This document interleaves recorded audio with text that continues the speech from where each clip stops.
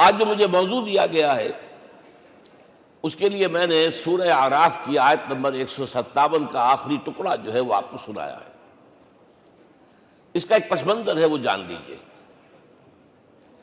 آپ کو معلوم ہے کہ جب حضرت موسیٰ بنی اسرائیل کو لے کر مصر سے نکلے ہیں، اس کے بعد مرحلہ آیا کہ اللہ تعالیٰ نے حضرت موسیٰ کو کوہ طور پر طلب فرمایا تورات عطا کرنے کے لیے۔ ان کی غیر حاضری میں ایک فتنہ کھڑا ہوا اور کچھ لوگوں نے ایک بچڑا بنا کر اس کی پرستش شروع کر دی بنی اسرائیل میں سے، سامری کا بنایا ہوا بچڑا۔ جب حضرت موسیٰ واپس آئے انہوں نے یہ دیکھا تو بہت غضبناک ہوئے، اور پھر اللہ تعالیٰ کے حکم سے فیصلہ ہوا کہ 12 قبیلوں میں سے جن لوگوں نے بھی یہ شرک کیا ہے ان کو انہی قبیلوں کے لوگ خود قتل کریں۔ کئی ہزار اسرائیلی قتل ہوئے۔ یہ بہت بڑا یوں سمجھیے کہ پرج ہوا ہے اس قوم کے اندر۔ اس کے بعد پھر مزید اللہ تعالیٰ کی خدمت میں استغفار کے لیے حضرت موسیٰ علیہ السلام اپنے 70 بڑے بڑے سردار جو تھے 12 قبیلوں کے ان کو لے کر حاضر ہوئے۔ وہاں انہوں نے استغفار کیا اور ایک دعا کی، پروردگار وَاكْتُبْ لَنَا حَسَنَةً فِي الدُّنْيَا وَالْآخِرَةِ، ہمارے لیے نیکی کا اندراج کر دے، دنیا میں بھی آخرت میں بھی۔ جواب ملا اللہ تعالیٰ کی طرف سے، دیکھو عذاب تو میں جس کو چاہوں گا دوں گا، اور ویسے میری رحمت ہر شے کے ساتھ موجود ہے، ہر شے کا وجود میری رحمت سے ہے، لیکن ایک میری خاص رحمت ہے جو میں لکھ رکھوں گا ان لوگوں کے لیے جو میرے نبی امی آخری رسول ان پر ایمان لائیں گے صلی اللہ علیہ وسلم۔ وہ جب آئیں گے اور وہ نیکی کا حکم دیں گے، بدی سے روکیں گے، پاکیزہ چیزوں کو حلال قرار دیں گے، ناپاک چیزوں کو حرام قرار دیں گے، نوع انسانی کے اوپر جو بوجھ تھے جو اس وقت ہوں گے ان کو اتاریں گے۔ وہ جب آئیں گے تو جو لوگ فَالَّذِينَ آمَنُوا بِهِ نمبر 1، وَعَزَّرُوهُ نمبر 2، وَنَصَرُوهُ نمبر 3، وَاتَّبَعُوا النُّورَ الَّذِي أُنزِلَ مَعَهُ أُولَٰئِكَ هُمُ الْمُفْلِحُونَ۔ جو لوگ ان پر ایمان لائیں گے، ان کی تعظیم اور توقیر کریں گے، ان کی مدد کریں گے، اور جو نور ان کے ساتھ نازل کیا جائے گا یعنی قرآن، اس کی پیروی کریں گے، وہ ہوں گے جو فلاح پانے والے ہوں گے، میری خصوصی رحمت سے حصہ ان کو ملے گا۔ اب یہاں پہلے تو دعا کر لیجئے، اللہم ربنا اجعلنا منہم، اے اللہ ہم سب کو ان میں شامل فرما دے جو تیرے نبی کے ساتھ تعلق کی ان 4 بنیادوں کی شرائط کو پورا کر سکے، تقاضوں کو پورا کر سکے۔ اب ذرا ان میں سے ایک ایک کو لیجئے۔ ایمان جانی پہچانی چیز ہے، ایمان جسے کہتے ہیں، اس کی تشریح میں جانے کی ضرورت نہیں، وقت بھی محدود ہے، لیکن ایک بات سمجھنے کی ہے بہت ضروری۔ ایمان کے 2 لیول ہیں۔ ایک قانونی ایمان ہے جس کی بنا پر ہم ایک دوسرے کو مسلمان سمجھتے ہیں، اس کا تعلق اقرار باللسان کے ساتھ ہے، زبان سے کہنا اشہد ان لا الہ الا اللہ وحدہ لا شریک لہ واشہد ان سیدنا و مولانا محمد عبدہ ورسولہ۔ کوئی ہندو تھا، سکھ تھا، پارسی تھا، عیسائی تھا، یہ کلمہ کہے اور اسلام میں آ گیا۔ لیکن یہ زبانی کلامی ایمان جو ہے یہ انسان کی سیرت و کردار پر اثر انداز نہیں ہو سکتا۔ یہی وجہ ہے آج ہم دیکھ رہے ہیں مسلمان ہی جھوٹ بھی بول رہا ہے، مسلمان ہی بے ایمانی بھی کر رہا ہے، مسلمان ہی خیانت بھی کر رہا ہے، مسلمانوں کے لیڈر بلینز کی خیانت کر رہے ہیں۔ یہ کون ہے؟ سب مسلمان ہیں۔ وہ اس کی وجہ کیا ہے کہ ہم صرف قانونی مسلمان ہیں اور ہمارا ایمان قانونی ایمان ہے۔ اس کے لیے اسلام کا لفظ قرآن میں آیا ہے سورہ حجرات میں، قالت الاعراب آمنا قل لم تؤمنوا ولکن قولوا اسلمنا۔ اے نبی یہ بدو کہہ رہے ہیں ہم ایمان لے آئے، ان سے فرما دیجئے تم ہرگز ایمان نہیں لائے ہو، یوں کہو کہ ہم مسلمان ہو گئے ہیں۔ ولما يدخل الايمان في قلوبكم، ابھی تک ایمان تمہارے دلوں میں داخل نہیں ہوا۔ بہرحال اللہ کا شکر ہے اس نے ہمیں مسلمانوں میں پیدا کر دیا، ورنہ ہم میں سے کتنے ہوتے اگر کہیں اور پیدا ہو گئے ہوتے تو نعمت اسلام سے بھی ہم بہرہور ہو سکتے، کیا کہہ سکتے۔ اصل ایمان ہے جب وہ دل میں داخل ہو جائے، یقین بن جائے۔ اسی لیے بچپن میں یاد کیا ہوگا ایمان مجمل، آمنت باللہ کما ہوا باسمائہ و صفاتہ وقبلت جمیع احکامہ اقرار باللسان و تصدیق بالقلب۔ جب تصدیق بالقلب ہوگی تو اب اس کے تقاضے جو ہیں عملی پیدا ہوں گے۔ ان تقاضوں میں سے ایک میں 2 حدیثوں کے حوالے سے آپ کے سامنے رکھ رہا ہوں۔ پہلی حدیث حضرت عبداللہ بن عمرو بن العاص رضی اللہ تعالی عنہما سے مروی ہے، لا یؤمن احدکم حتی یکون ہواہ تبعا لما جئت بہ۔ دیکھو تم میں سے کوئی شخص مومن نہیں ہو سکتا جب تک کہ اس کی خواہش نفس تابع نہ ہو جائے اس شریعت کے، اس قانون کے، اس ہدایت کے جو میں لے کر آیا ہوں۔ اگر عملاً تابع نہیں ہوئے تو حقیقتاً مومن نہیں ہو۔ دل میں جھانکو، Do I really believe that Muhammad is the Prophet of Allah? Do I really believe that Quran is the word of God? کبھی جھانکیے گا اندر، جواب ملے گا صحیح آپ کو۔ کیا کنوکشن ہے؟ کنوکشن ہو اور پھر حضور کی پیروی نہ ہو، حضور کے احکام کی پابندی نہ ہو، اللہ کے قوانین کی پابندی نہ ہو، کیسے ممکن ہے؟ حضور تو فرماتے ہیں صلی اللہ علیہ وسلم، ایک ایسی بد اخلاقی اور کج خلقی پر صرف اسے کوئی گناہ کبیرہ بھی نہیں کہیں گے۔ فرمایا ایک مرتبہ واللہ لا یؤمن، واللہ لا یؤمن، واللہ لا یؤمن، خدا کی قسم فلاں شخص مومن نہیں ہے، خدا کی قسم فلاں شخص مومن نہیں ہے، خدا کی قسم فلاں شخص مومن نہیں۔ صحابہ کانپ گئے، کون بدبخت ہے جس کے بارے میں فرمایا جا رہا؟ پوچھا گیا من یا رسول اللہ؟ جواب سنیے اور اپنے غریب حالوں میں جھانکیے۔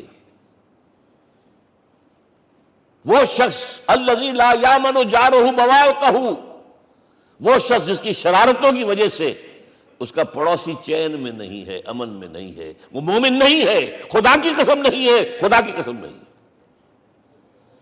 کیسے علیحدہ کر لیں گے اس ایمان کو اعمال سے اور ایمان کو اخلاق سے؟ آگے چلیے، وہ جو حدیث حضرت ابو ہریرہ سے، اور یہ متفق علیہ ہے، صرف بخاری کی نہیں ہے، بخاری جمع مسلم۔ لا یؤمن احدکم حتی اکون احب الیہ من والدہ وولدہ والناس اجمعین۔ تم میں سے کوئی شخص مومن نہیں ہو سکتا جب تک کہ میں اسے محبوب تر نہ ہو جاؤں، اپنے باپ سے بھی، اپنے بیٹے سے بھی، اور تمام انسانوں سے۔ جھانک لیجئے دل میں، صورتحال یہ ہے یا نہیں ہے؟ کیوں محبوب ہو جائیں؟ اس لیے کہ آپ کے ذریعے ہدایت ملی ہے، آپ کے ذریعے ہم اللہ سے جڑے ہیں، اور آپ کو معلوم ہے دنیا میں کوئی شے ہدایت نہیں، نعمت نہیں ہے جب تک کہ نعمت ہدایت نہ ہو۔ اگر صحت اچھی ہے، ہدایت نہیں ہے، تو بدماشیاں کریں گے، کیا کریں گے؟ آپ کو معلوم ہے صحت اچھی جو ہے کدھر جا کے کھپے گی اگر ہدایت نہیں ہے۔ اگر دولت ہے، ہدایت نہیں، کیا کریں؟ گلچھرے اڑائیں گے، عیاشیاں کریں گے، لوگوں پر اپنی دولت کا روب گانٹیں گے۔ اولاد ہے، ہدایت نہیں ہے، یہ اولاد سہان روح بھی بن جائے گی کہیں آپ کے لیے۔ کوئی شے نعمت نہیں ہے جب تک کہ نعمت ہدایت نہ ہو، اور ہدایت ہمیں ملی محمد الرسول اللہ صلی اللہ علیہ وسلم کے ذریعے۔ تو آپ سے بڑھ کر محبوب کون ہوگا؟ اس کے ضمن میں ایک بڑا پیارا واقعہ آتا ہے۔ حضرت عمر سے پوچھتے ہیں حضور ایک مرتبہ، عمر تمہیں مجھ سے کتنی محبت ہے؟ اندازہ کیجئے کہ اس قدر اپنائیت کسی سے ہوتی ہے تب یہ سوال ہوتا ہے، عمر تمہیں مجھ سے کتنی محبت ہے؟ عرض کیا حضور مجھے آپ دنیا کے ہر انسان سے زیادہ محبوب ہیں۔ فرمایا اور اپنی جان سے؟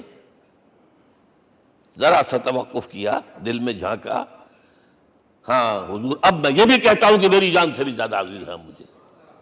آپ نے فرمایا الان عمر اب پہنچے ہو جو مقام ہے، اب درکار ہے، جو مطلوب ہے۔ تو محبت اس درجے کی، اطاعت اس درجے کی اگر نہیں ہے تو ایمان نہیں ہے۔ ہاں قانونی ایمان ہے، اب مسلمان ہے، اللہ کا شکر ہے، بہت بڑا فضل ہے۔ اب اگلے بات پر آئیے، الضروح، ان کی توقیر، ان کی تعظیم کرے۔ یہ تعظیم کس درجے میں؟ اب وقت بہت کم ہے، میں صرف آپ کو سورہ حجرات ہی سے مثال دے رہا ہوں. فرمایا گیا یا ایھا الذین آمنوا لا ترفعوا اصواتکم فوق صوت النبی ولا تجہروا لہ بالقول کجہر بعضکم لبعض ان تحبط اعمالکم وانتم لا تشعرون. اے ایمان والو، کبھی اپنی آواز کو حضور کی آواز سے بلند تر نہ کر دینا. کبھی جس طرح بلند آواز سے ایک دوسرے سے بات کرتے ہو ایسے نہ کر بیٹھنا، مبادا تمہارے سارے اعمال حق ہو جائیں اور تمہیں پتہ بھی نہ چلے. تم تو کہو گے میں نے کوئی گناہ کبیرہ تو نہیں کیا، میں نے کوئی ڈاکہ نہیں ڈالا، چوری نہیں کی، کوئی زنا نہیں کیا، کوئی شراب نہیں پی، لیکن یہ سوء ادب لا ترفعوا اصواتکم فوق صوت النبی ولا تجہروا لہ بالقول کجہر بعضکم لبعض ان تحبط اعمالکم وانتم لا تشعرون. یہاں ایک میں عملی بات بھی آپ کے سامنے رکھ دوں. صحابہ کے بارے میں تو بات سمجھ میں آ گئی کہ اپنی آوازیں پست رکھیں. ہم کیسے کریں؟ ہمارا ایک طرز عمل ہونا چاہیے. اگر کسی گفتگو میں کوئی شخص کہ حضور نے یہ فرمایا ہے، کبھی یہ نہ کہے میں نہیں مانتا. ہاں توقف کر لیں، بھائی میں تحقیق کروں گا کہ واقعی یہ حدیث صحیح ہے یا نہیں ہے. ٹھیک، ضروری نہیں کہ جو کہہ دیں مان لیں آپ. محدثین نے کتنی محنتیں کر کر کے چھانٹی کی ہے. لہذا یہ، لیکن فوراً اگر آپ نہیں میں نہیں مانتا، یہ عقل کے خلاف ہے، یہ فلاں ہے، یہ وہ ہے، یہ ہے کہ جو آپ سوء ادب کے مرتکب ہو رہے ہیں نبی اکرم صلی اللہ علیہ وسلم کی بارگاہ میں. ہاں توقف کریں، غور کریں، تحقیق کریں، معلوم ہو کہ یہ حدیث پختہ نہیں ہے، مستند نہیں ہے، پھر دوسری بات ہے. اور یہ جان لیجئے ہمارا جو معاشرہ ہے اس کا ایک قانونی جو ہے احاطہ ہے. یہ بھی سورہ حجرات کی پہلی آیت ہے، یا ایھا الذین آمنوا لا تقدموا بین یدی اللہ ورسولہ. اللہ اور اس کے رسول کے احکام کا دائرہ ہے، اس کے اندر اندر رہو، باہر نہیں نکل سکتے. لیکن اس دائرے کے اندر ایک مرکزی شخصیت جس کی دل آویزی، جس کا حسن سلوک، جس کا حسن کردار، جس کا حسن اخلاق مرکز بن جائے، تمام لوگوں کی جذباتی محبت کا مرکز بن جائے، اگر یہ نہیں ہوگا تو معاشرہ مضبوط نہیں ہوگا. محض قانون اور دستور پر معاشرہ مضبوط نہیں ہوتا. کسی شخصیت، اب آپ کو معلوم ہے آخر ہندوستان کے معاشرے میں گاندھی کا ایک مقام ہے کہ نہیں ہے؟ آخر یہ سارا معاملہ چل رہا ہے اسی کے گرد کے نہیں؟ ماؤ زے تنگ کے معاملہ ہے کہ نہیں ہے؟ یہ سارا معاملہ دنیا میں عام لوگ کہہ دیتے، ریشنلسٹ لوگ، کہ ان چیزوں کی کیا ضرورت ہے؟ بھائی قانون دیکھنا چاہیے، دستور دیکھنا چاہیے، حکم دیکھنا نہیں. بھائی جذباتی وابستگی کہ ایک ہستی تو ایسی ہو کہ جس کے کچھ کہنے پر فوراً زبانیں بند ہو جائیں. اور اس کا نقشہ میں سعودی عرب میں دیکھتا ہوں، اگر وہاں کے دو بدو لڑ رہے ہوں سخت اور ایک دوسرے کو کھانے کو دوڑ رہے ہوں، کوئی شخص کہتے صلی علی النبی، فوراً خاموش. معلوم ہوتا ہے آگ کے اوپر کسی نے پانی ڈال دیا، خاموش، صلی علی النبی، صرف یہ کہنے سے. یہ جذباتی وابستگی اگر محمد سے نہیں ہے صلی اللہ علیہ وسلم تو آپ کا معاشرہ کبھی مضبوط نہیں ہوگا. یہ مرکزی شخصیت، یہ مرکز ہے. اسی لیے ان کے احترام کا یہ درجہ ہے، کیونکہ اس سے کیا ہوگا؟ تمہارا شیرازہ بکھر جائے گا. اگر ان کے ساتھ جذباتی محبت نہیں ہوگی تمہارا شیرازہ بکھر جائے گا. یہ آیا معاملہ. اب میں آپ کو بتانا چاہتا ہوں تہذیب. ہمارے ہاں اصل میں بدقسمتی سے ہم سیرت کی تقریریں کرتے ہیں، حضور کی عظمت بیان کرنے کی کوشش کرتے ہیں. کچھ لوگ تو خیر حضور کی زلفیں ہیں، حضور کی آنکھیں ہیں، حضور کی کملی ہے، حضور کا سایہ نہیں تھا وغیرہ، یہ باتیں اپنی جگہ ہیں، ہر چیز ٹھیک ہے. لیکن یہ جان لیجئے حضور کی اصل عظمت ایک نبی اور رسول کی حیثیت سے ہے، اور وہ شے وہ ہے جہاں جبرائیل کے بھی پر جل رہے ہیں. اس کی حقیقت کون جانتا ہے؟ میں ایک مثال دے رہا ہوں آپ کو کہ حضور 100 میں مثال رکھا کرتے تھے. آج روزہ رکھا، شام کو افطار نہیں کیا، وہ رات کو چل رہا ہے روزہ، اگلے روز پھر وہ کنٹینیو کر رہا ہے شام تک. 2 دن کا 100 میں مثال، 3 دن کا بھی رکھتے تھے. صحابہ نے اجازت چاہی، حضور ہمیں بھی اجازت دے دیں. نہیں، آج کے حضور آپ تو رکھتے ہیں، ہمیں منع کرتے ہیں۔ اب سنیے، ایکم مثلی، تمہیں سے کون ہے مجھ جیسا؟ ابھی تو عند ربی، میں تو اپنے رب کے پاس رات گزارتا ہوں۔ ہوا یطعمنی ویسقین، وہ مجھے کھلاتا اور پلاتا ہے۔ کیا سمجھیں گے ہم؟ کیا ہماری سمجھ میں آئے گا؟ یہ معاملہ نبوت کے جو اسرار و رموز ہیں، ان کا جو مقام اور مرتبہ ہے، وہ کوئی نبی پہچان سکتا، غیر نبی تو پہچان ہی نہیں سکتا۔ ایک ڈاکٹر کا کیا مقام ہے اپنے فن میں، وہ کوئی ڈاکٹر ہی سمجھ سکے گا نا، غیر ڈاکٹر کہاں سمجھے گا؟ اور حقیقت میں وہی سمجھے گا جو اس سے بھی اوپر کا ڈاکٹر ہے، نیچے والا تو نہیں سمجھ سکتا۔ جو کمتر ہے وہ تو صرف اوپر دیکھے گا، اللہ اللہ خیر صلی اللہ، جو اوپر ہے اور ظاہر ہے محمد سے اوپر کوئی نہیں صلی اللہ علیہ وسلم۔ یہی وجہ ہے، دیکھیے شیخ سعدی کو کیا کہنا پڑا، یا صاحب الجمال و یا سید البشر من وجهك المرير قد نور القمر لا يمكن الثناء كما كان حقه بعد خدا بزرگ توئی قصہ مختصر۔ اے محمد صلی اللہ علیہ وسلم، آپ کی ثنا جیسے کہ حق ہے ہو ہی نہیں سکتی۔ غالب اس سے بھی آگے گیا ہے، میں بات ابھی آپ کو سناتا ہوں شعر اس کا۔ آپ کی ثنا کا حق ادا ہو ہی نہیں سکتا، بس ہم یہ جانتے ہیں اللہ کے بعد آپ کا مقام۔ غالب جو آگے گیا ہے کہتا ہے، غالب ثنائے خواجہ بیزداں گزاشتیم کہاں ذات پاک مرتبہ دان محمد است۔ اے غالب، ہم نے تو حضور کی ثنا تو اللہ کے حوالے کر دی ہے، اس لیے کہ وہی ذات پاک جانتا ہے مرتبہ محمد کا کیا ہے صلی اللہ علیہ وسلم۔ ہم بیان کرنے کی کوشش کریں گے تو توہین کر بیٹھیں گے۔ ایک لطیفہ ہے، ایک بیچارہ کوئی دیہاتی کہیں پھنسا ہوا تھا کسی جگہ، تھکا ہوا چل رہا تھا، ڈپٹی کمشنر صاحب جا رہے تھے، کار میں بٹھا لیا۔ اب اس نے کہا، پتر تینوں اللہ پٹواری کرے۔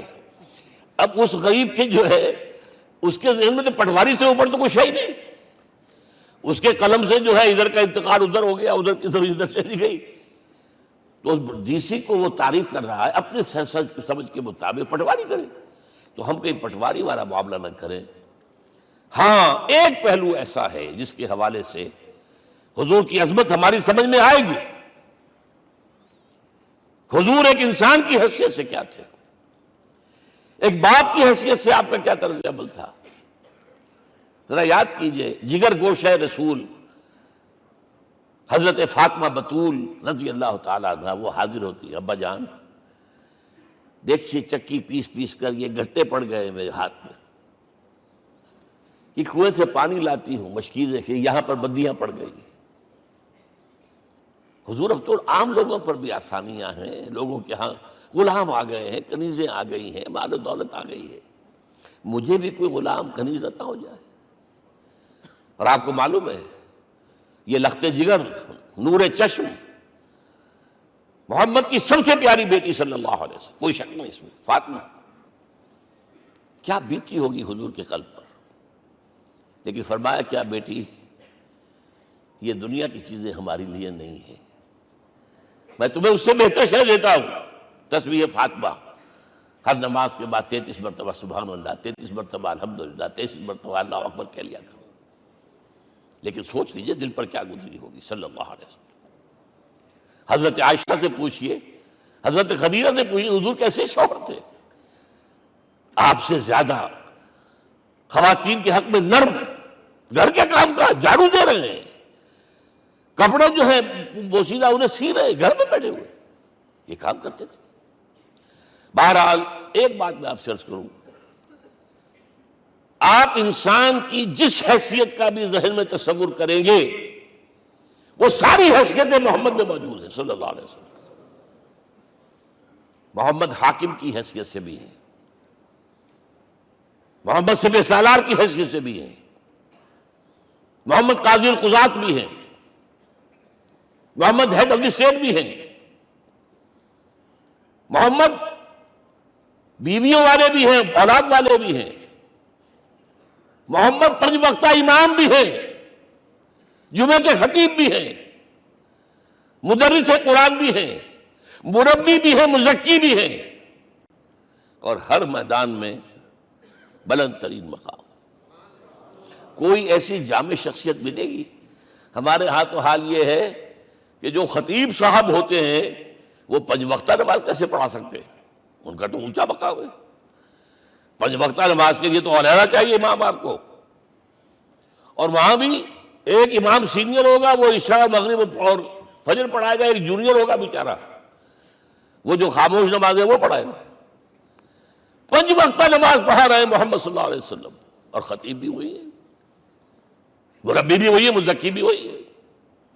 ہمارے ہاں جو لوگ تزکیہ نفس کے میدان میں ہیں وہ پھر جماعت کبھی نہیں کراتے، کبھی نہیں دیکھا ہوگا آپ نے کسی صاحب کو کراتے ہوئے۔ یہ جامعیت جو ہے، جامعیت کبریٰ۔ میں صرف ایک بات کہا کرتا ہوں، ایک اعتبار سے حضور کا اسوہ نامکمل ہے۔ آپ مجھے سوء ادب کا مرتکب نہ قرار دے دیں، اسوہ کیا ہے؟ عورت کے لیے اس کی اپنی نسوانی زندگی کے لیے اسوہ آپ میں نہیں ہے۔ آخر نصف انسانیت ہے، اسے بھی اسوہ چاہیے۔ یہ ہے جس کی وجہ سے حضور نے شادیاں کی ہیں زیادہ۔ خواتین کے لیے اسوہ حضور کے ازواج مطہرات ہیں، اور ان میں سب سے بڑھ کر جو بالکل یوں سمجھیے کہ آغاز کے اندر نوجوانی میں آ گئی ہیں حضور کی خدمت میں، نہایت ذہین و فطین، انہوں نے پھر عورت کی زندگی کے لیے حضور کا جو طرز عمل تھا وہ انہوں نے بیان کیا نا۔ اس لیے سورہ احزاب کے اندر اس کا تذکرہ ہے، جہاں یہ آتا ہے لقد کان لکم فی رسول اللہ اسوۃ حسنہ، وہیں پر یا نساء النبی لستن کاحد من النساء، اے نبی کی بیویوں تم عام عورتوں کے مانند نہیں ہو، تمہیں تو اسوہ بننا ہے امت کے لیے۔ اب اس سے اگلا قدم میں بڑھا رہا ہوں آگے، اور اس کے ساتھ جڑ جائے گی تیسری بات۔ تیسری بات کیا ہے؟ وَنَصَرُوهُ، اس کی مدد کریں صلی اللہ علیہ وسلم۔ پہلی بات تو یہ نوٹ کیجئے، حضور انتہائی غیور انسان تھے، انتہائی غیور۔ یہ کہا جاتا ہے کہ اگر حضور گھوڑے اس میں سوار ہوتے تھے اونٹ پر، اور آپ کا کوڑا نیچے گر گیا، تو آپ یہ کسی سے نہیں کہتے تھے کہ ذرا یہ میرا کوڑا مجھے پکڑا دینا، یہ بھی گوارا نہیں تھا۔ آپ اونٹ بٹھا کر نیچے اتر کر اپنا کوڑا خود اٹھاتے تھے۔ کسی سے اپنے ذاتی کام کے لیے کوئی مدد مانگنا امکان ہی نہیں۔ بلکہ ایک واقعہ تو وہ ہے جب بھی میں تذکرہ کرتا ہوں میری آنکھوں میں آنسو آ جاتے ہیں۔ یہ ہجرت کے وقت کا واقعہ ہے۔ آپ کو معلوم ہے حضور نے تمام مسلمانوں کو مکے سے جانے کی اجازت دے دی، چلے جاؤ مدینے، چلے جاؤ مدینے، آپ خود تھے موجود، اس لیے کہ رسول اپنے مقام کو نہیں چھوڑ سکتا وداؤٹ ایکسپریس پرمیشن فرام اللہ سبحانہ و تعالی۔ اب حضرت ابوبکر پوچھ رہے ہیں حضور اجازت آ گئی؟ نہیں آئی، آ گئی نہیں آئی، دن گزر رہے ہیں۔ حضرت عائشہ کی روایت ہے کہ ایک روز ہم نے دیکھا دوپہر کے وقت آ رہے ہیں حضور، کپڑے سے اپنا سر جو ہے ڈھانپا ہوا ہے۔ عرب میں دوپہر کے وقت وزٹ کرنا جو ہے یہ ان کے خلاف دستور ہے، ان کی تہذیب کے خلاف، یہ قیلولے کا وقت ہوتا۔ تو حیران ہوئے، آتے ہی فرمایا ابوبکر ہجرت کی اجازت ہو گئی۔ اب انتہائی خوشی سے اور بڑی امید میں کہ بڑی شاباش ملے گی، حضرت ابوبکر فرماتے ہیں، عرض کرتے ہیں حضور میں نے 2 اونٹیاں تیار کر رکھی ہیں، خوب کھلا پلا کے انہیں فرما کیا ہوا ہے، یہ ہجرت میں ہمارے کام آئے گی۔ حضور تھوڑا سا توقع فرماتے ہیں، پھر کہتے ہیں اچھا ٹھیک ہے، ایک میں استعمال کروں گا لیکن میں اس کی قیمت ادا کروں گا۔ حضرت ابوبکر رو پڑے، حضور مجھ سے یہ مغایرت، سائے کے تناب کے ساتھ رہنے والا، اس سے یہ مغایرت، ذرا سے اشارے پر اپنی کم سن بیٹی پیش کر دی نکاح کے اندر، اس سے یہ مغایرت، رو پڑے۔ لیکن حضور کی اپنی غیرت تھی، میں قیمت دوں گا۔ اب بتائیے مدد کا کے لیے درکار تھی؟ مدد تھی ان کے مشن کے لیے۔ مشن 2 حصوں میں تھا، اس کو جانیے، آج کچھ علمی باتیں آ رہی ہیں۔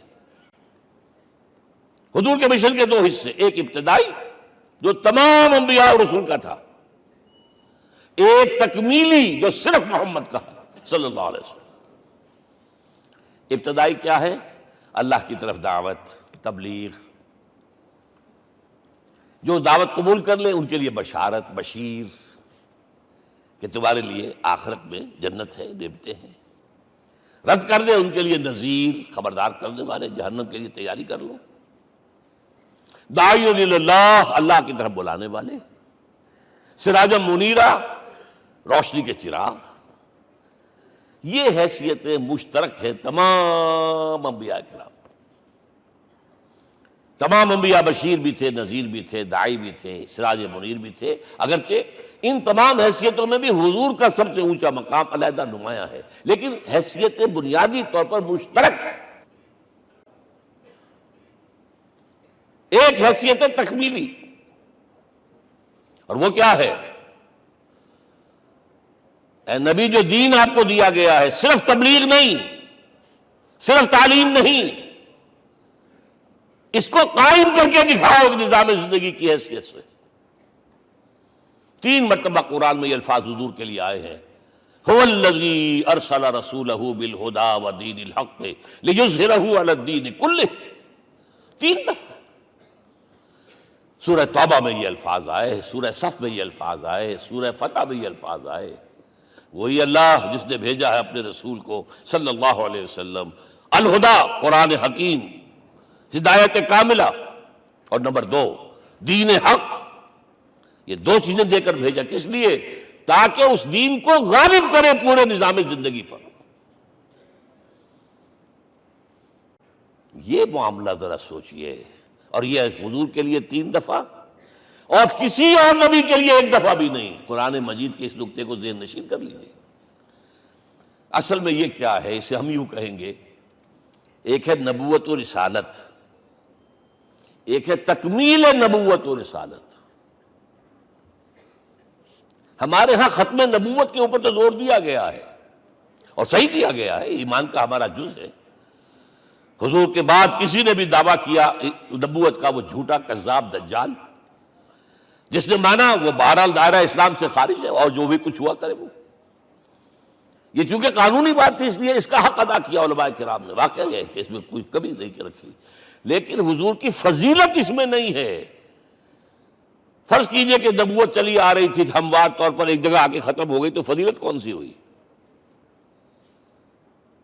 نہیں، نبوت و رسالت تدریجاً ترقی کرتے ہوئے اپنے نقطۂ عروج کو پہنچ کر ختم ہوئی۔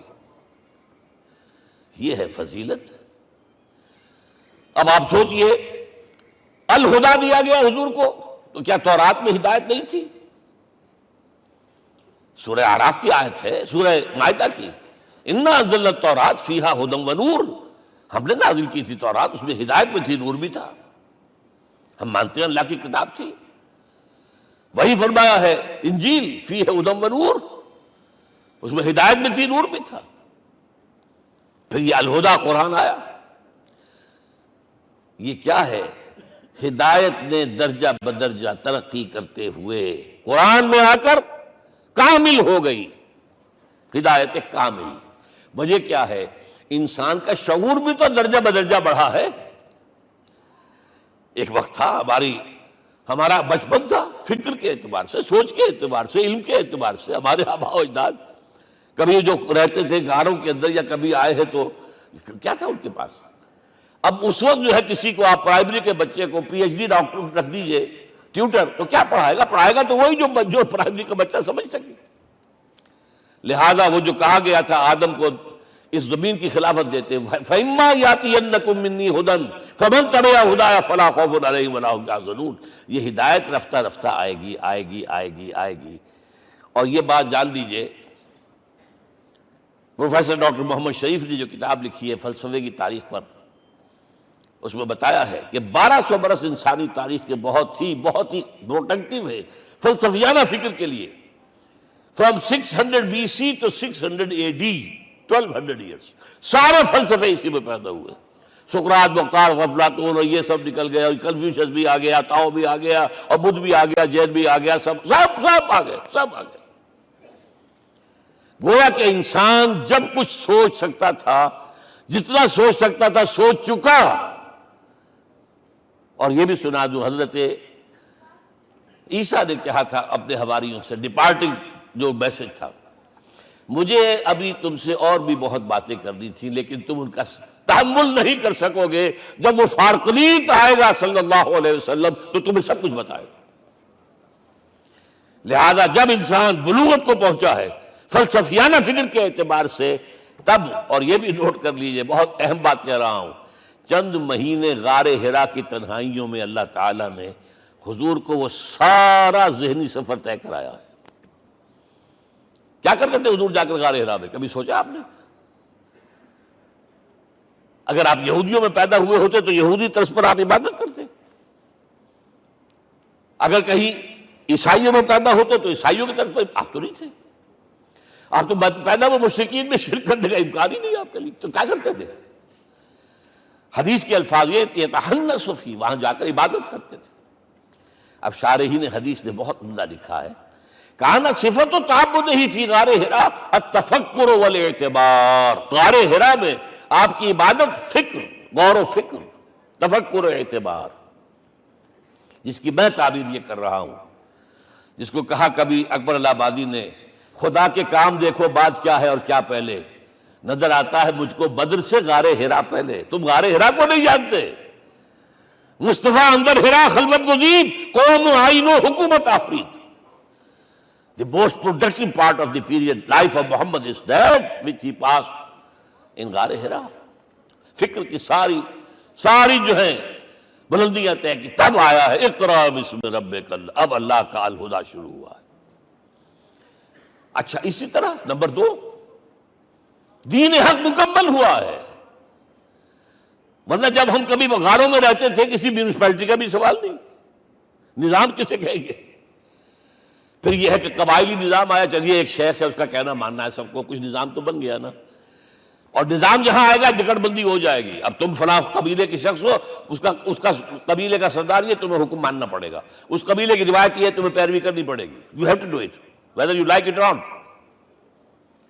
پھر آپ کی سٹی اسٹیٹس وجود میں آئی، پھر امپائرز وجود میں آ گئے، 400-500 برس سے رومن امپائر، 400-500 برس سے ایرانین امپائر عرب کے اوپر ایسے تھی جیسے افغان کے سر کے اوپر بہت بڑا جو ہے پگڑ رکھا ہوتا ہے، کتنا بڑا ہوتا ہے۔ وہ کسی نے شعر کہا بھی تھا، مجھے تو اب یاد نہیں، کہ سر پہ باندھے ہوئے پورا افغانستان،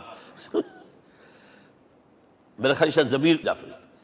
تو کیا تھا یہ جزیرہ نما عرب، یہ جزیرہ کہلاتا ہے، الجزیرہ، الجزیرہ، اس لیے کہ نیچے آپ کو معلوم ہے بحیرہ عرب، ادھر جو ہے خلیج آ رہی ہے آخر تک، ادھر سے بحیرہ قلزم جا رہا ہے، اور پھر خلیج عقبہ آ گئی ہے، تو یہ سارا جو ہے جزیرہ نما ہے، اس سے پیننسولا۔ لیکن عرب اوپر 2 اور ہیں، عراق عرب، شام عرب۔ عراق عرب پر قبضہ ایران کا، شام عرب پر رومیوں کا۔ اور جب یہ سلطنتیں بن گئیں تو گویا کہ انسان شکنجے میں آ گیا، ظلم، محنت کرے کسان، عیش کرے جاگیردار، اور بادشاہ محل بنائے، لگان وہاں سے آ رہا ہے، از جفائے دے خدایاں کشتے دہقانہ خراب، کرگے پر بیٹھا ہوا کوئی کھدر بن رہا ہے، ٹیکس دو۔ بادشاہ محل بھی بنائے گا، یاشیاں بھی کرے گا، سارا نسوانی حسن جو ہے کوہ قاف کا لے آئے گا اپنے ہاں، اور پھر فوج بھی رکھے گا، ذرا تم نے گردن اٹھائی تو تمہاری سرکوبی کرنے کے لیے فوج تیار ہے۔ یہ جب جکڑ بند آئی ہے انسان پر، تب محمد کو بھیجا گیا ہے، دلی بیٹر، اسے آزاد کرانے والا، دین حق دیا گیا۔ یہ دین حق قرآن مجید میں اسی لیے کہا گیا، یہ میں کہہ رہا ہوں تکمیل رسالت النبوت، الیوم اکملت لکم دینکم واتممت علیکم نعمتی ورضیت لکم الاسلام دینا۔ آج میں نے تمہارے لیے تمہارے دین کو کامل کر دیا ہے، یہ مکمل نظام زندگی ہم نے دیا ہے، پہلے تھا ہی نہیں۔ لہذا کسی اور نبی سے یہ نہیں کہا گیا کہ اس کو غالب کرو، میں نے آپ کو بتا دیا کہیں نہیں ہے، نہ نوح، نہ ہود، نہ صالح، نہ ابراہیم، نہ موسیٰ، نہ عیسیٰ، کوئی بھی نہیں۔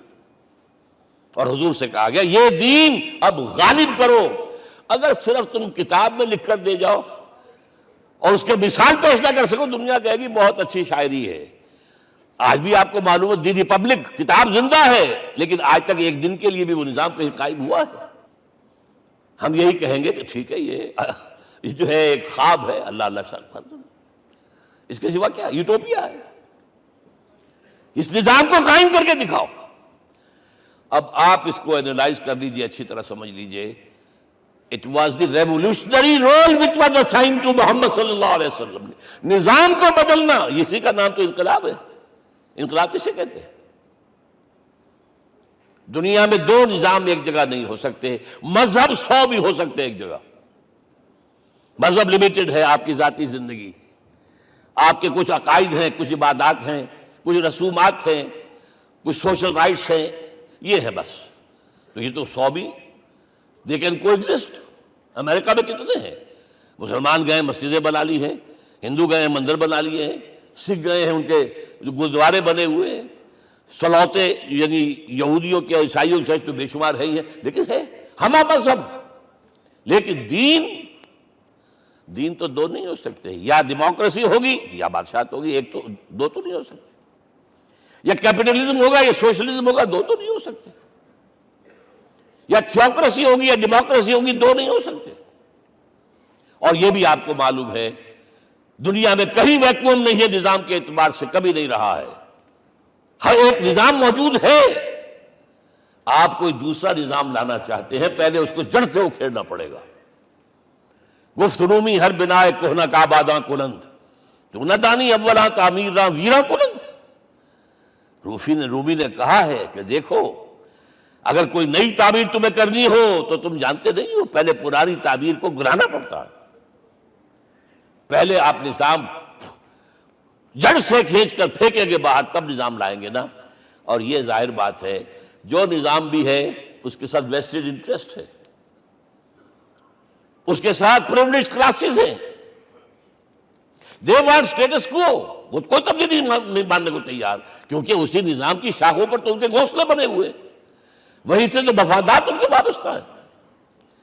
لہذا نظام جو ہے بدلنے کے لیے جانیں دینی پڑتی ہیں، خون بہانا پڑتا ہے، جان جوکھوں کا کام کرنا پڑتا ہے، اس کے بغیر نظام نہیں بدلتا۔ اور محمد کا رول صلی اللہ علیہ وسلم، یہ ہے وہ عظمت محمد کی جو انسان نے پہچانی ہے۔ میں 3 گواہیاں آپ کے سامنے پیش کر رہا ہوں، 1 from the east, 2 from the west, 3 کئی ملوے ہے۔ یہی لاہور 1920، یہاں ایک بریڈلا ہال ہوتا تھا، اس بریڈلا ہال میں ایم این رائے کی ایک تقریر۔ And who was M N Roy? Personal friend of Lenin, member of the Communist International. He knew what revolution is۔ اور اس نے ہسٹوریکل رول آف اسلام تقریر کی لاہور کے اندر 1920 میں، اور اس نے کہا تاریخ انسانی کا عظیم ترین انقلاب وہ تھا جو محمد نے برپا کیا صلی اللہ علیہ وسلم۔ میں تو اس کی ذہانت کی داد دیے بغیر نہیں رہا۔ اس نے کہا بعض مورخین یہ جو فتوحات کی ہیں صحابہ کرام نے، ان کو سمجھ بیٹھتے ہیں جیسے اٹیلا نے فتوحات کی ہیں یا چنگیز خان نے کی ہیں یا کسی اور، کہاں وہ کہاں یہ، وہاں صرف تباہی آتی تھی۔ اور محمد صلی اللہ علیہ وسلم کے پیروکاروں نے جب دنیا فتح کی ہے، نئی تہذیب دی ہے، نیا تمدن دیا ہے، نیا نظام دیا ہے، روشنی دی ہے، علوم کو تازہ کیا ہے، علوم ایجاد کیے ہیں۔ یہ ہے وہ انقلاب جو محمد نے برپا کیا صلی اللہ علیہ وسلم۔ یہ کتاب آج بھی ہندوستان میں چھپتی ہے، بمبئی میں، دی ہسٹوریکل رول آف اسلام۔ اور میں سمجھتا ہوں کہ ہندو ہے، کمیونسٹ ہے اور گواہی دے رہا ہے۔ دوسرا، یہ تو چونکہ بڑی ریسنٹ پاسٹ کی بات ہے، ڈاکٹر مائیکل ہارٹ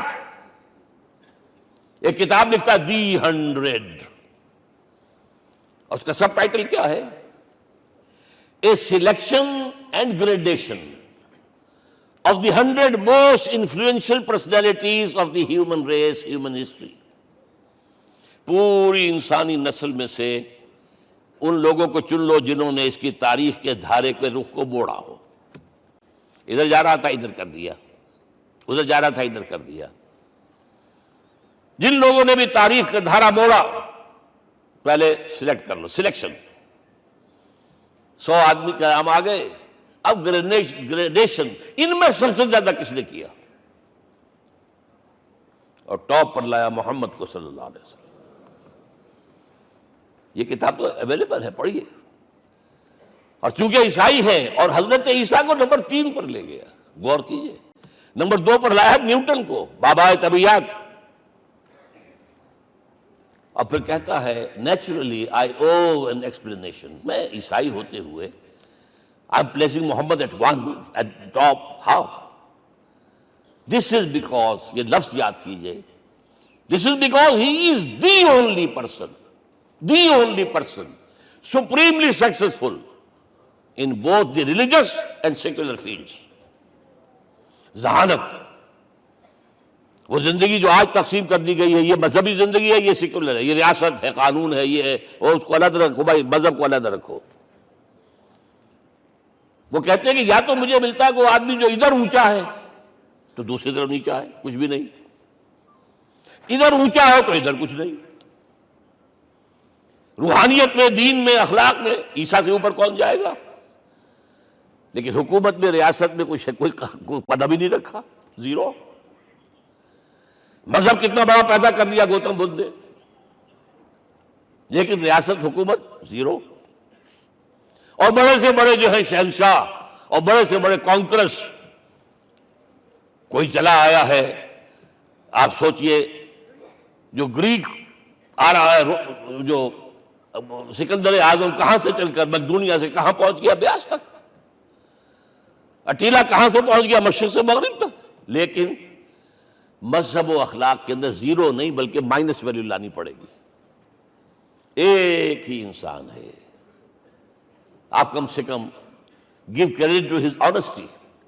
ایک ہی انسان، دو ہے ہی نہیں. He is the only person supremely successful in both the religious and the secular fields. اب آئیے تیسری میں گواہی دے رہا ہوں ایک ایسے شخص کی جو ویسے شاتم رسول ہے، گالیاں دی ہیں اس نے، بدترین گالیاں دی ہیں، رقیق حملے کیے، جیسے رشدی نے کیے ہیں، ایسے تسلیمہ نسرین نے کیے ہیں، سب اس طرح کے کیے ہیں. وہ ایچ جی ویلز ہے، فکشن سٹوری رائٹر، ہسٹورین بھی ہے.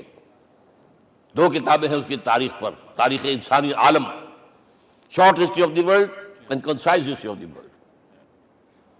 جو رقیق حملے کیے ہیں میں اس کا ذکر نہیں اس لیے کر دیا کہ معلوم ہے وہ دشمن ہے، دوست نہیں ہے. اگر کسی کا دوست ہوگا تو تعریف کرے گا. وہ دشمن ہے، میں اسٹیبلش کرنا چاہتا ہوں، ہی از انیمی. اور عربی زبان کا ایک مقولہ یہ ہے کہ الفضل ما شہدت بہ الاعداء. فضیلت تو وہ ہوتی ہے جس کی ایک گواہی دشمن دے. جب وہ آیا ہے concise history of the world میں، چیپٹر آخری حضور کا، جو حضور کے چیپٹر میں جو آخری بات خطبہ حجۃ الوداع کو کوٹ کیا ہے، لا فضل لعربی علی عجمی ولا لعجمی علی عربی ولا لأحمر علی اسود ولا لأسود علی احمر الا بالتقوی. کسی عرب کو کسی عجمی پر کوئی فضیلت نہیں، کسی عجمی کو کسی عرب پر کوئی فضیلت نہیں، کسی گولے کو کسی کالے پر کوئی فضیلت نہیں، اور کسی کالے کو کسی گورے پر کوئی فضیلت نہیں. ہاں، تقویٰ کے ساتھ فضیلت ہے.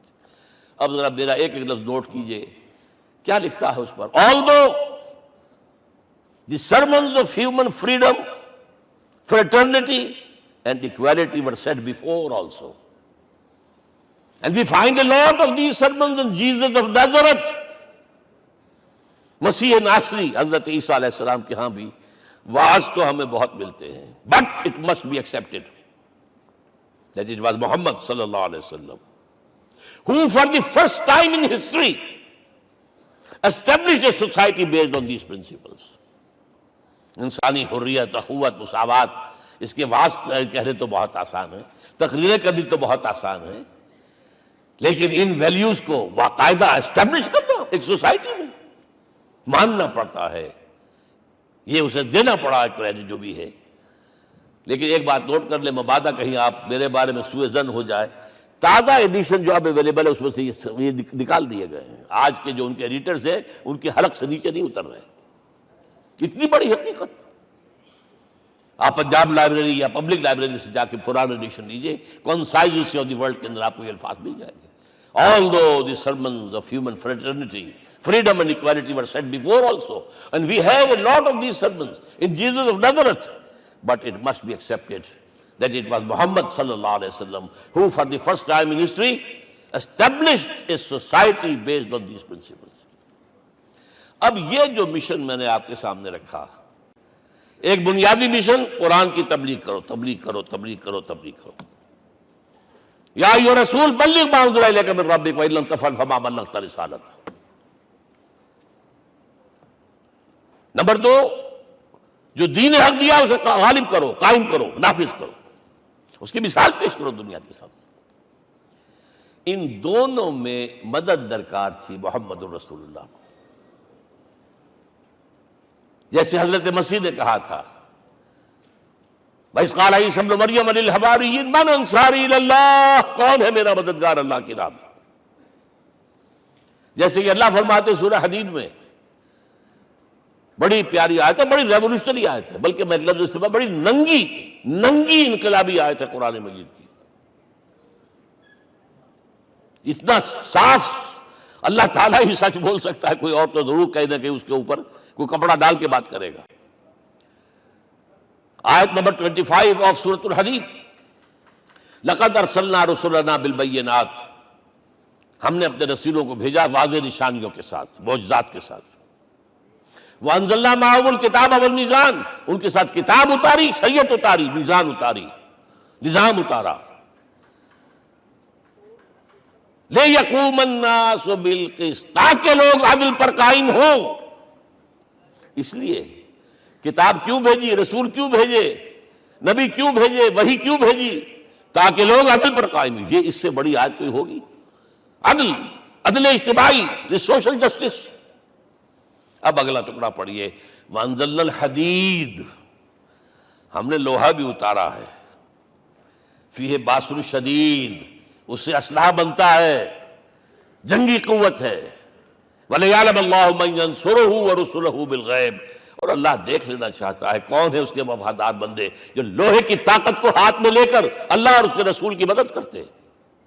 دین اللہ کا، اسے قائم کرنا اللہ کی مدد ہے، اسے قائم کرنا محمد کا فرض ہے، اس کے جد و جہد کرنا محمد کی مدد ہے صلی اللہ علیہ وسلم. یہ تھی نصرت. اور یہ نصرت آپ کو معلوم ہے حضور کی زندگی میں صحابہ نے کرام نے کی ہے کہ نہیں کی؟ جو شخص ایمان لایا فوراً داعی بن گیا، فوراً. ابو بکر ایمان لائے، اور 6 جو ہیں عشرہ مبشرہ میں سے چوٹی کے صحابہ، وہ ان کی دعوت پر ایمان لائے. سعد ابن ابی وقاص، طلحہ، زبیر، عثمان، سعید ابن زید، یہ سب کون ہیں؟ حضرت ابو بکر کی دعوت. نوجوان ہیں. مصعب بن عمیر کو گھر سے نکال دیا چچا نے، اور برہنہ کر کے نکالا ہے کم وقت نے، اس لیے کہ باپ مر گیا تھا، بہت دولت چھوڑ گیا تھا. ماں نے بڑے ناز و نام میں پالا تھا. کہتے 200 درہم کا جوڑا اس کا بن کر آتا تھا شام سے، جیسے کبھی ہم کہتے تھے کہ پنڈت نہرو کے کپڑے جو ہے پیرس سے سل کر آتے ہیں. اور جہاں سے گزر جاتا تھا مصعب، اتنا اس نے لگایا ہوتا تھا عطر کے پوری گلی جو ہے وہ خوشبو سے جو ہے بھر جاتی تھی. چچا نے بلایا، تم جو یہ گلچھرے کر رہے ہو اپنے باپ کی دولت پر نہ، اور تم اسے کہتے ہو کافر، نکل جاؤ گھر سے. وہ چلنے لگے. He was a teenager. چلنے لگے. وہ سمجھا تھا کہ میرے یہ کہنے سے اس کے تو اس کو تارے نظر آ جائیں گے، یہ فوراً جو ہے توبہ کرے گا، پلٹ آئے گا. چلنے لگے تو اسے اور غصہ آیا، یہ کپڑے بھی اسی باپ کے ہیں، اتارو. وہی اتارے کپڑے. مادرزاد برہنہ ہو کر ماں کے پاس گئے. ماں نے آنکھوں پر ہاتھ رکھا، وہ سب کیا ہوا ہے؟ فرمایا امی میں موحد ہو گیا ہوں. یہ ہے توحید.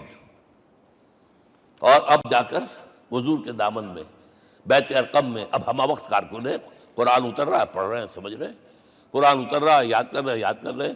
اور اس کے بعد جب کہا تھا مدینے والوں نے بیعت عقبہ اولیٰ پر کہ حضور ہمارے سے آپ کی ملاقات تو سال کے بعد ہی ہوگی، درمیان میں تو آپ کو معلوم ہے خوریزی ہے، کوئی قافلہ بچ کے نہیں آ سکتا، تو اب آپ ہمیں کوئی اپنا شاگرد دیجئے.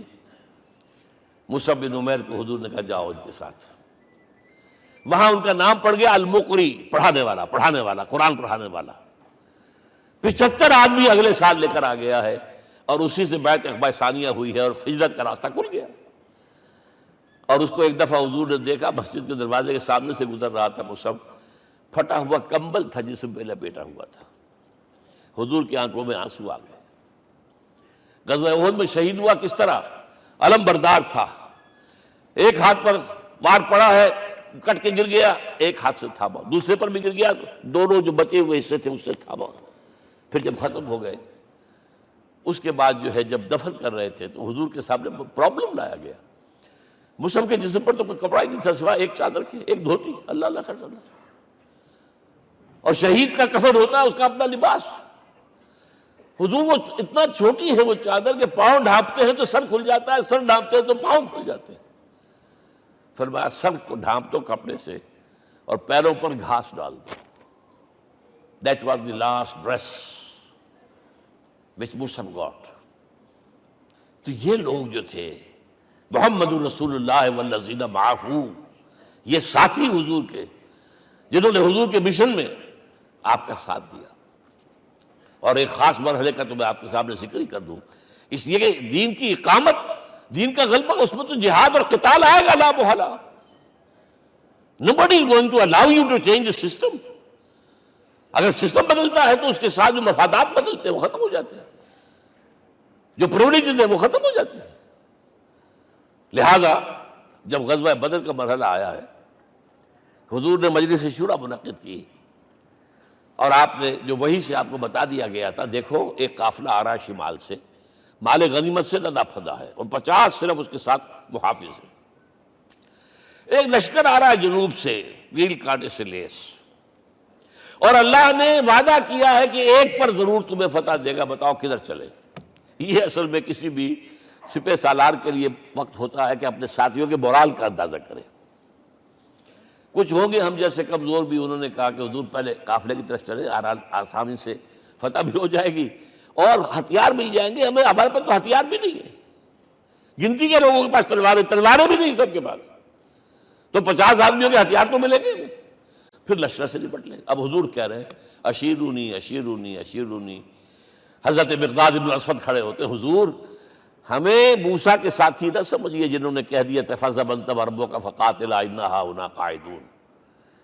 ہم موسیٰ کے ساتھی نہیں ہیں، ہم آپ کے جانثار ہیں، آپ جو آپ کی نیت ہے آپ بسم اللہ کیجیے، اب آپ کو کیا پتا ہمارے ذریعے آپ کو اللہ تعالیٰ آنکھوں کی ٹھنڈک عطا فرمائے۔ حضور پھر فرمائے مجھے مشورہ دو، مجھے مشورہ دو۔ تب خیال آیا سعد ابن عبادہ رضی اللہ تعالیٰ عنہ کو، جو رئیس انصار تھے، ہو نہ ہو یہ ہماری طرف روئے سخن ہے، کیونکہ بیعت عقبہ ثانیہ جس کے نتیجے میں ہجرت ہوئی ہے اس میں طے یہ ہوا تھا کہ اگر یہ مکے والے مدینے پر حملہ آور ہوں گے آپ کو ختم کرنے کے لیے، ہم آپ کی حفاظت ایسے ہی کریں گے جیسے اپنے بیوی بچوں کی۔ اور ابھی مدینے پر حملہ ہوا نہیں ہے، حضور پری ایمپٹ کر رہے ہیں، باہر نکل کے مقابلہ کرنا چاہ رہے ہیں، تو گویا کہ انصار کور نہیں ہوتے اس کے اندر، اس لیے بار بار اشیرونی، مجھے مشورہ دو۔ اب سعد بن عبادہ کھڑے ہوتے ہیں، کأنک تعنینا یا رسول اللہ صلی اللہ علیہ وسلم، اے اللہ کے رسول شاید آپ کا روئے سخن ہماری جانب ہے، فإنا آمنا بک وصدقناک، ہم آپ پر ایمان لا چکے ہیں، ہم نے آپ کی تصدیق کی، اب ہمارے پاس چوائس کون سا ہے؟ اگر آپ آگے چلیں ہم پیچھے چلیں گے، اگر برق الغماد تک پہنچیں گے ہم اپنی اونٹنیوں کو دبلا کر دیں گے، یمن کا آخری شہر جو ہے برق الغماد، اور اگر آپ ساحل سمندر پر کھڑے ہو کر اپنی سواری سمندر میں ڈالیں گے ہم بھی ڈال دیں۔ بہرحال یہ مراحل ہیں کہ جن سے گزر کر حضور نے اللہ کے دین کو غالب کیا اور قائم کیا، اور اس ہر سطح پر، ہر مرحلے پر صحابہ کرام نے آپ کا ساتھ دیا، جہاں آپ کا پسینہ گرا وہاں انہوں نے اپنی خون کی ندیاں بہا دی۔ محمد رسول اللہ والذین معہ اشداء علی الکفار رحماء بینہم، یہ ہے در حقیقت عظمت محمد صلی اللہ علیہ وسلم۔ آج کے دور میں سمجھ لیجیے اچھی طرح، یہ دور جس کا کہ فاتح ہے حضور، فاتح سے مطلب افتتاح کرنے والے، اس دور میں اجتماعی نظام کی اصل اہمیت ہے۔ اجتماعی نظام غلط ہے، ایکسپلائٹیٹو ہے، تقسیم دولت کا نظام غلط ہے، کیا ہوگا؟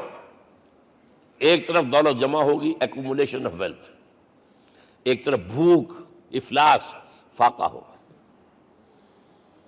شاہ ولی اللہ دہلوی کہتے ہیں کہ جس معاشرے میں تقسیم دولت کا نظام غلط ہو جائے یہ دو دھاری تلوار ہے، دو دھاری، دونوں طرف کاٹتی ہے۔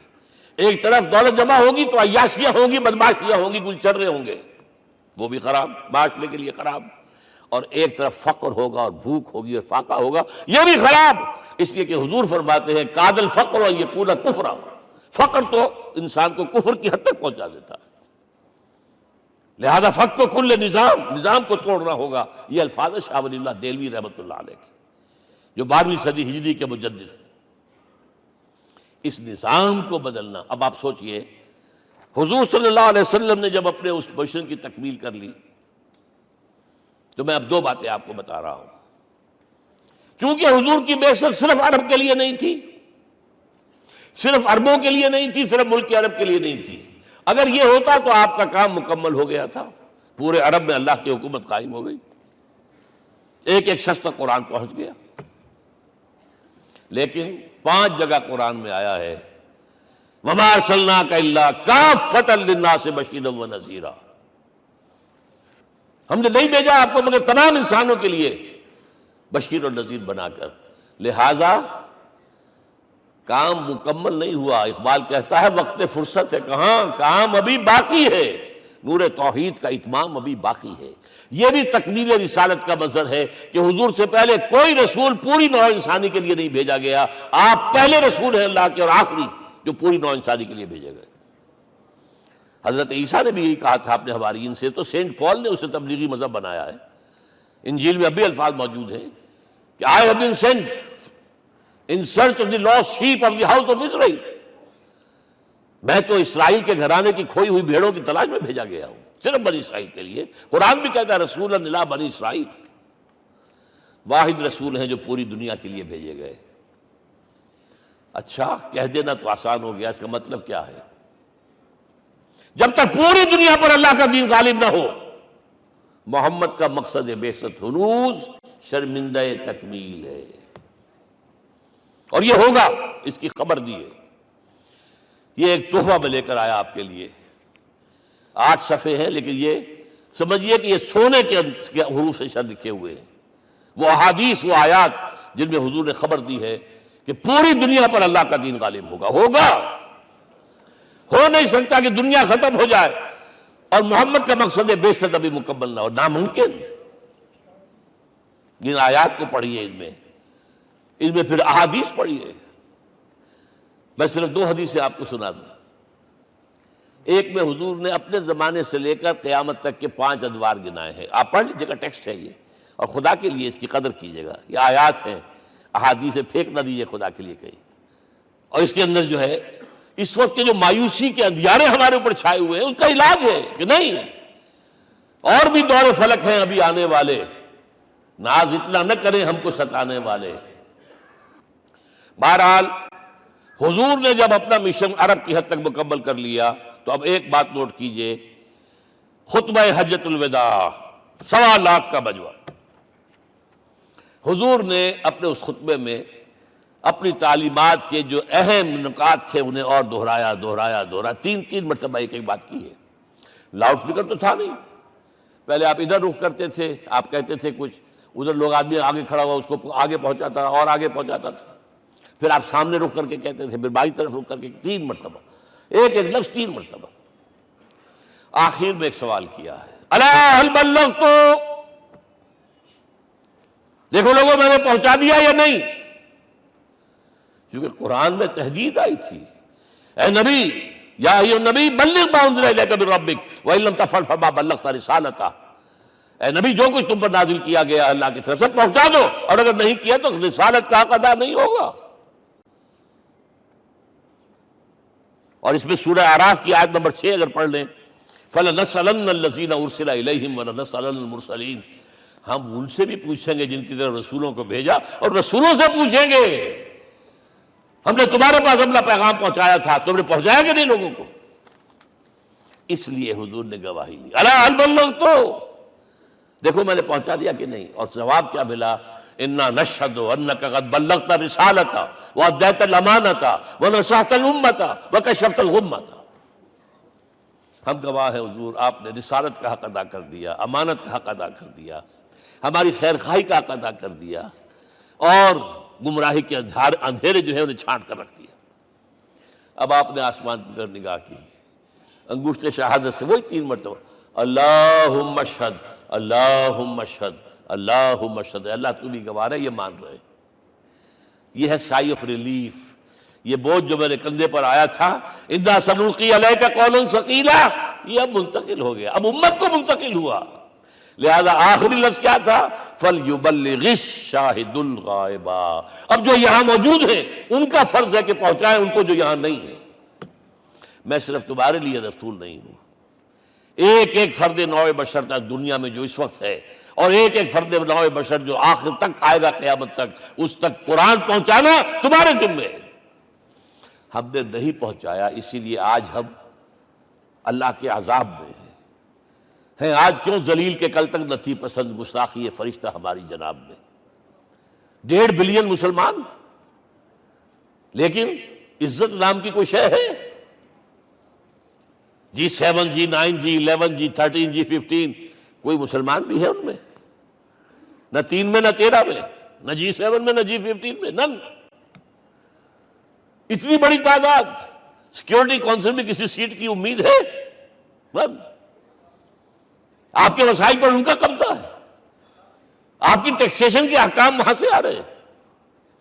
ریٹ بڑھاؤ، چینی کے اس کے بڑھاؤ، اور فلاں کے بڑھاؤ، اور بجلی کے بڑھاؤ، اور تیل کے بڑھاؤ، کیا ہو رہا ہے؟ کیوں ذلیل ہے؟ اور نمبر 2، آج دنیا میں خون اگر بہ رہا ہے تو صرف مسلمان کا ہو گیا، مانند آب ارزاں مسلمان کا لہو۔ 60 سال سے کشمیر اور فلسطین، پھر درمیان میں صومالیہ، چچنیا، کوسوو، یہ سب بوسنیا، پھر آپ کو معلوم ہے فلپائنز، پھر جو کچھ ہوا افغانستان میں، اور جو کچھ ہوا اب ہو رہا ہے، جو کچھ ہوا عراق میں۔ یہ کیوں ہے؟ We are criminals number 1. We have not done our duty. ہم نے قرآن کو اپنا امام نہیں بنایا، دوسروں کے سامنے کیا پیش کریں گے؟ ہمارا اپنا سارا نظام سود کے اوپر مبنی ہے۔ بہرحال پہلا فرض یہ ہے، اب اس کو پہنچاؤ، اور یہاں تک فرمایا بلغوا عنی ولو آیۃ، پہنچاؤ میری جانب سے چاہے ایک ہی آیت، preach on my behalf۔ یہ کام جو ہے، جو کہا گیا تھا، واقعہ یہ کہ میں 50 برس سے کر رہا ہوں، یہ آج کی بات نہیں ہے۔ تکمیل اور تدوین فن میں جو بھی حفیظ کا حصہ ہے، نصف صدی کا قصہ ہے، 2-4 برس کی بات نہیں۔ میں میڈیکل کالج کے زمانے سے درس قرآن دے رہا ہوں، جب یہ طلبہ کے اجتماعات کے درمیان درس قرآن ہوتا تھا، جماعت اسلامی کا رکن تھا تو درس قرآن ہوتا تھا، اور اس کے بعد سے میری زندگی کا بیشتر وقت اس میں لگا، بیشتر اور بہتر۔ یہ حضور کا حکم ہے، پہنچاؤ میری جانب سے چاہے ایک یاد پہنچاؤ۔ اچھا، نمبر 2، اب حکم دیا گیا، اس کی مثال میں دے رہا ہوں آپ کے سامنے۔ جب ایران کے ساتھ جنگ شروع ہوئی ہے تو سپہ سالار افواج ایران رستم نے وفد بلایا ایک، اے عربو، تم پہلے بھی ہم پر حملے کیا کرتے تھے، لیکن پہلے لوٹ مار کر کے واپس چلے جاتے تھے۔ یہ جان لیجئے، یہ ہسٹری کا ایک موقع ہے خاص، کہ ایک سیٹلڈ سویلائزیشنز ہوتی ہیں، اور ایک وہ جو رہتے ہیں سطح مرتفع پر، وہاں پانی نہیں ہوتا، وہ فصل کہاں سے آ جائے گی؟ یا ریگستان میں جو وہاں بستے ہیں وہ کیا کرتے ہیں؟ وہ وقتاً فوقتاً جاتے ہیں، جھپٹا مارتے ہیں، لوٹ مار کرتے ہیں، لے کر وہاں سے دولت آتے ہیں، اسی پر ان کی گزارا تھا۔ تو پہلے بھی آیا کرتے تھے، لوٹ مار کر کے چلے جاتے، اس دفعہ پیچھا نہیں چھوڑ رہے، وجہ کیا؟ ایسی پیاری، یہ کئی روایتوں میں آیا ہے، الفاظ مختلف ہو سکتے ہیں۔ جو مسلمان وفد کا سربراہ تھا اس کا جواب سنیے، انا قد ارسلنا، دیکھو رستم، پہلے ہم خود آتے تھے، اب ہمیں بھیجا گیا ہے، اللہ نے بھیجا محمد کو، محمد نے بھیجا ہمیں صلی اللہ علیہ وسلم۔ کس لیے؟ لنخرج الناس من ظلمات الجہالت الى نور الایمان ومن جور الملوک الى عدل الاسلام۔ اس لیے بھیجا گیا ہمیں کہ نوع انسانی کو شرک اور کفر کی جہالتوں سے نکال کر ایمان کی روشنی میں لائیں، اور بادشاہوں کے ظلم و ستم کے پنجے سے نجات دلا کر عدل اسلام. دیکھو ہمارا خلیفہ چٹائی پر بیٹھتا ہے عمر رضی اللہ تعالیٰ عنہ، اس کے تو کوئی خدم و حشم نہیں ہے، کوئی باڈی گارڈ نہیں ہے. ایک آیا تھا سفیر ایران کا، مدینے میں آ کر گھوما پھرا، کوئی محل نظر نہیں آیا اسے. پوچھتا ہے مسلمانوں سے اینا ملککم، بھائی تمہارا بادشاہ کہاں ہوتا ہے؟ جواب ملا لیس لنا ملکن بل لنا امیر، ہمارا کوئی بادشاہ نہیں، ہمارا امیر ہے. کہاں ہے بھائی؟ ہمارے بیت المال کے کچھ اونٹ گم ہو گئے تھے کہ بھائی ملے نہیں، ہمارا خلیفہ تلاش کرنے گیا. اب اس نے کسی کو لیا ہوگا، آئیڈینٹیفائی کر سکے، ڈھونڈ کر جا کر ایک جگہ دیکھا، دھوپ تیز ہو گئی تھی، حضرت عمر تھک گئے تھے، لہذا ایک درخت کے سائے میں اپنے کوڑے کا تکیہ بنا کر لیٹے ہوئے استراحت فرما رہے. کوئی خادم نہیں، کوئی خدم و حشم نہیں، کوئی باڈی گارڈ نہیں. اس وقت وہ کھڑے ہو کر کہتا ہے عمر تم عدل کرتے ہو، تمہیں کوئی خوف نہیں ہے. ہمارے بادشاہ ظلم کرتے ہیں، لوگوں کا خون پیتے ہیں، انہیں ہر وقت ڈر رہتا ہے، انہیں اونچی اونچی فصیلیں چاہیے، انہیں باڈی گارڈ چاہیے، انہیں حفاظتی دستے چاہیے. یہ مثال پیش کی ہے نا، یہ کوئی فیری ٹیلز تو نہیں ہے، یہ تو آج کی تاریخ ہے، 1400 برس پرانی تاریخ ہے بھائی، کوئی پرانی نہیں ہے، کوئی 10,000 سال پرانی بات نہیں ہے. اور وہی عمر ہے، انہیں بلایا گیا ہے بیت المقدس. وہاں جو مسلمانوں کا محاصرہ تھا وہ طول کھینچ گیا، فصیل بہت اونچی مضبوط، اور اندر ہر طرح کا رسد بھی موجود ہے، راشن بھی ہے، پانی بھی ہے. عیسائیوں کا قبضہ تھا. عیسائی پادری آئے فصیل پر، مسلمانوں تم اگر قیامت تک بھی یہاں پڑے رہے محاصرہ کر کے، یہ کبھی فتح نہیں ہوگا شہر. ہاں یہ فتح ہونا ہے، ہماری کتابوں میں ہے، لیکن ایک درویش بادشاہ کے ہاتھوں فتح ہوگا. تمہارے اندر ہمیں وہ درویشی نظر نہیں آ رہی. وہ چونکہ کچھ عرصہ ہو گیا تھا، شام میں پہنچ گئے تھے، خربوزے کو دیکھ کے خربوزہ رنگ پکڑتا ہے، اچھا لباس پہننا شروع کر دیا. اور وہاں تھے امین هذه الامہ ابو عبیدہ بن الجراح رضی اللہ تعالی عنہ، یکی ازا شرع مبشرہ. ان کا فوراً کلک کیا، یہ بادشاہ مدینے میں بیٹھا ہوا تو ہے. یہاں سے ریکویسٹ کی گئی ہے آپ تشریف لائیے. اب 700 میل کا سفر ہے، کوئی ذاتی سفر نہیں، کسی بیٹے کے کنووکیشن میں کے لیے نہیں گئے ہیں، کوئی انٹوریج نہیں ہے، کچھ نہیں. ایک اونٹ، ایک خادم، اور اسی اونٹ پر راستے کا راشن، لہذا ایک آدمی بیٹھ سکتا ہے. اب ایک منزل خلیفہ اوپر تشریف فرما ہے اور خادم ہاتھ پکڑ کر آگے چل رہا. اگلی منزل خادم اوپر بیٹھا ہے اور خلیفہ ہاتھ پکڑ کے آگے چل رہا ہے. جب آخری منزل آئی ہے تو باری ہو گئی اس خادم کی. اس نے ہاتھ جوڑ دیے، خدا کے لیے لوگ دیکھیں گے، مجھے ماریں گے، تمہیں شرم نہیں آئی؟ خلیفۃ المسلمین جو ہے وہ آگے آگے تمہارے چل رہے تھے، تم براجمان تھے. حضرت عمر نے ڈانٹ پلائی، اب دوڑو نہیں، باری تمہاری ہے. وہ بیٹھا ہوا اوپر، حضرت عمر پھنکیل پکڑ کر آ رہے ہیں، اور بیچ میں کہیں کیچڑ آ گیا تھا، جوتیاں بھی ہاتھ میں پکڑی ہوئی ہیں. اب وہاں آتے ہی انہیں لے جایا گیا فصیل کے سامنے. انہوں نے اوپر سے اپنی کتابیں دیکھیں، ہاں یہی ہے درویش بادشاہ. یہ فتح نہیں ہوا تھا یروشلم، یہ ایک صلح کے طور پر انہوں نے دیا ہے، کھول دیا، آ جاؤ. اور انہوں نے شرط رکھوائی تھی کہ کہیں یہاں یہودیوں کو آباد نہیں ہونے دیں گے آپ. حضرت عمر نے اتنی رعایت کی تھی یہودیوں کے لیے کہ وہ یہاں آئیں، اپنے مقدس مقامات کی زیارت کر کے جا سکتے ہیں، لیکن یہاں سیٹل نہیں ہو سکتے. اس لیے وعدہ تھا. یہ وعدہ جو ہے سلطان عبدالحمید خان تک چلا ہے. بڑی سے بڑی رشوت پیش کی تھی زائنسٹ نے، تمہارے سارے قرضے ہم ختم کر دیں گے، تم جو ہے ہمیں فلسطین میں آباد ہونے کا حق دے دو. نہیں، جو معاہدہ عمر کا تھا اس میں میں کوئی ترمیم نہیں کر سکتا. تو یہ مثالیں ہیں جو پیش کی گئی ہیں. میں تو کہا کرتا ہوں، جب میں نے پڑھا تھا کہ کرنل جمال عبد الناصر کی بیٹی سائیکل پر جاتی ہے کالج، چون لائی کی بیٹی بھی سائیکل پر کالج جاتی ہے، احساس ہوا تھا عظمت ہے آخر، چاہے وہ کسی غیر میں ہو. اور واقعہ یہ ہے کہ میں بیان کرنے سے رہ نہیں سکتا. جب میں نے لال بہادر شاستری کے بارے میں سنا، he had no house in the whole of India. یہ تو بھارت کی ڈیموکریسی کا ایک معجزہ ہے. A person who doesn't own a house in the whole length and breadth of India, and he rose to the position of Prime Minister. ہمارے ہاں کسی میونسپلٹی کا جو ہے ممبر نہیں بن سکتا، اس کی بیوی اپنے گھر میں خود کھانا پکاتی تھی، کوئی ملازم نہیں تھا۔ اور جب ہارٹ اٹیک ہوا ہے تاشقند میں، تو وہ جو مرتے دم بات کی ہے اس نے ماتا جی سے کی ہے، بیوی سے نہیں کی۔ یہ ہماری مشرقی روایات ہیں، ماں کا مقام۔ لیکن یہ تمام مثالیں جو ہیں، پوری نوع انسانی 10 مرتبہ پیدا ہو کر ختم ہو جائے، حضرت عمر والی مثالیں نہیں لا سکتے۔ رات کو گشت کر رہے ہیں، ایک جگہ سے رونے کی آواز آئی، معلوم ہوا کہ بچے ہیں، بھوکے ہیں، رو رہے ہیں۔ ماں سے پوچھا گیا کیا معاملہ ہے، کہ کیا کروں، کچھ نہیں ہے، میں نے یہ آنڈی چڑھا دی ہے چولہے کے اوپر، آگ جلا دی ہے، بچوں سے کہا کچھ پک رہا ہے، ذرا انتظار کرو، سو جائیں گے۔ کانپ گئے، ایسے گئے سیدھے بیت المال، آٹے کی بوری اپنے غلام سے کہا میرے کندھے پر رکھ، میں لے چلتا ہوں۔ نہیں، قیامت کے دن تم میرا بوجھ نہیں اٹھا سکو گے۔ اپنے کندھے پر بوری رکھ کر لائے ہیں، کھانا پکوایا، کھلایا بچوں کو۔ اب اگر حضور یہ کہے کہ سید القوم خادم ہوں، تو یہ حقیقت تھی کہ نہیں تھی؟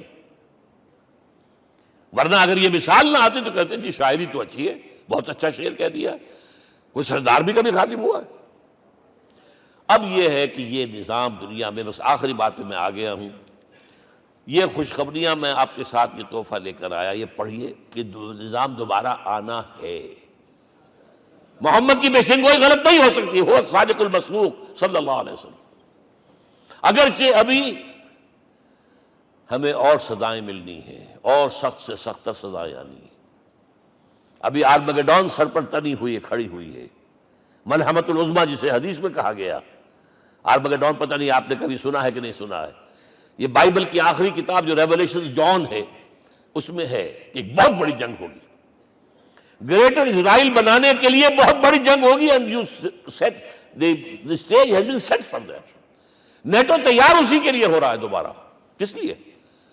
نیٹو چیف سے پوچھا گیا تھا کہ تمہارا دشمن جو تھا USSR تو ختم ہوا، گھٹنوں کے بل پڑا ہوا ہے، اب کس کے لیے اس کو ایکسٹینڈ کر رہے ہو اور آرگنائز کر رہے ہو؟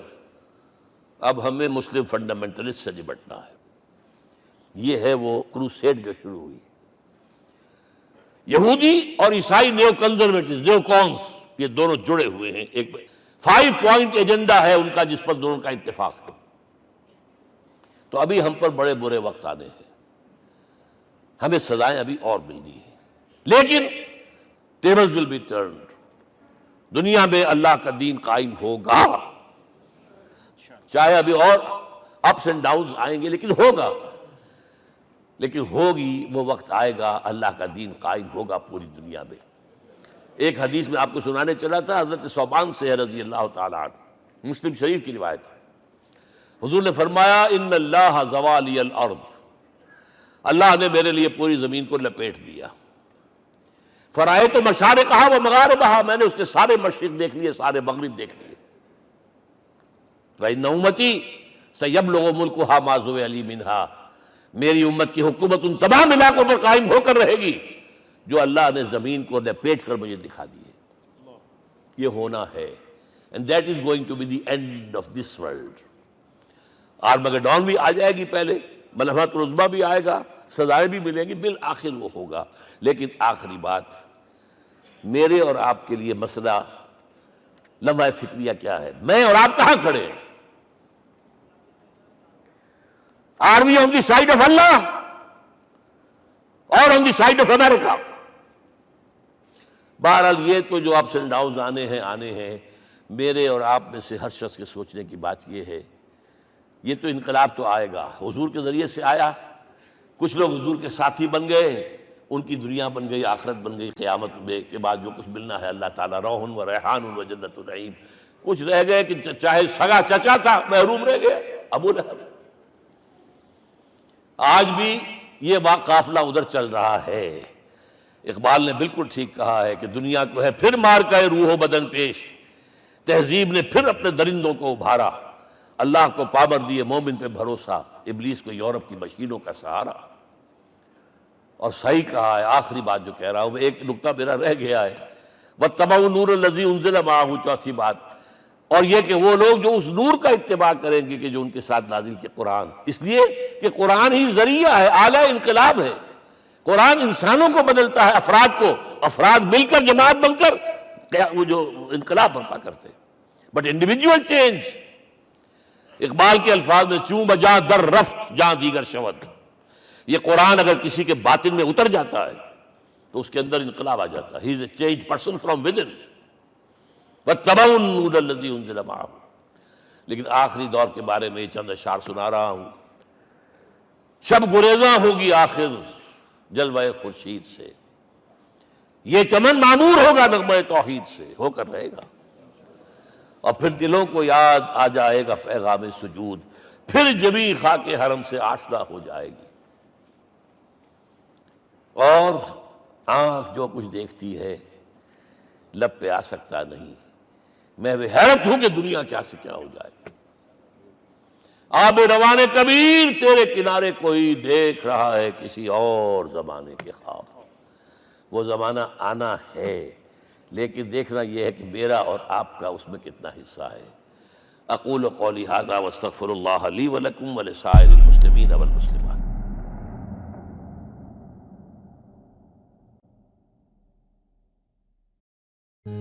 رب رب کر دے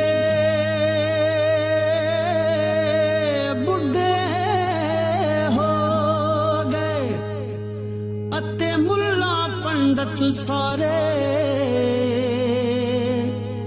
رب دا کھوج کھرا نہ لبا اتے نہ کیتے بئی نظارے.